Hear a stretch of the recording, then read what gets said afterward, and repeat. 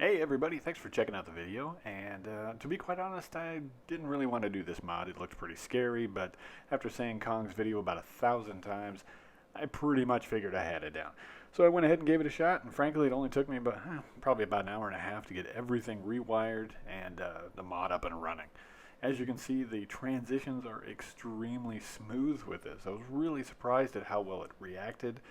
The one downfall, I think, is that without pedals or throttle, you have to use the forward motion as a throttle. And when it comes to games like Afterburner Climax, you find that you don't have the motion up and down, left and right, and have a throttle. So you have to you have to forego the throttle basically, unless you add in some sort of an external throttle.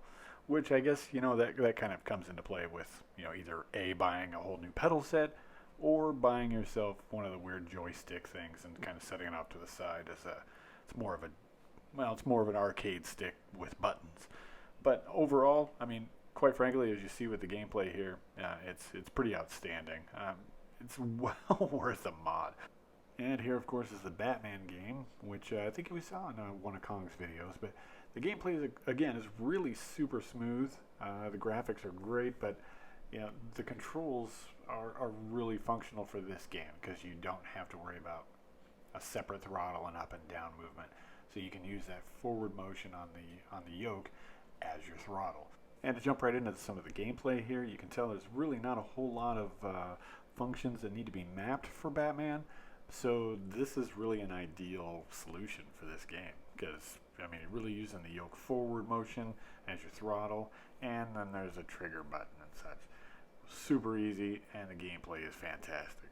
If you had pedals, that'd be even better, but frankly, you just don't need them for this game. Now, this one, Afterburner Climax, was a completely different ball of wax. You're in a plane, so you have to have the upward-downward motion, and you need a throttle.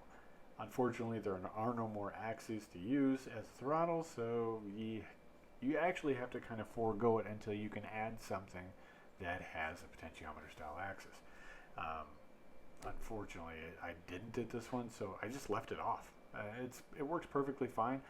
I use one of my event buttons, the big red buttons at the bottom, as the climax button, which it worked fine. I didn't need the throttle really. The gameplay style's fine. I suppose if I had it, it might change, but yeah, maybe I'll add something later on. Yeah, in conclusion, if you have the time and means, do it. It's a fantastic mod, and you'll be happy you did it because there's a lot more games you'll be able to play that you probably put off just because you didn't have a steering wheel, or a steering wheel with not a giant cab hooked up to it.